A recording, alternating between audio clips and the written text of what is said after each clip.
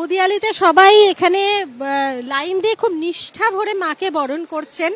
আমি বরণ করে নামলাম। আরও কিছুক্ষণ ধরে আমার বরণ করার খুব ইচ্ছে ছিল মাকে, কিন্তু এত মানুষ দাঁড়িয়ে আছেন তাই অত সময় নিতে পারলাম না।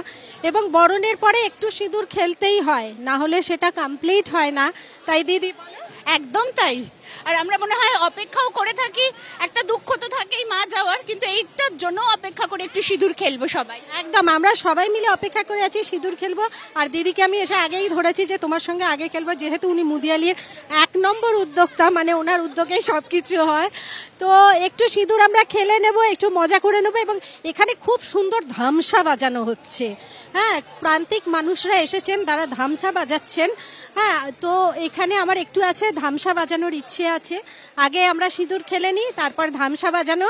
তারপরে মনটা একটু খারাপ হয়ে যাবে, কিন্তু মনটাকে ঠিক করে নেব, কারণ মনকে ঠিক করতেই হবে। কারণ আমি ভীষণ ইমোশনাল হয়ে যাই, সেটা হওয়া উচিত নয়।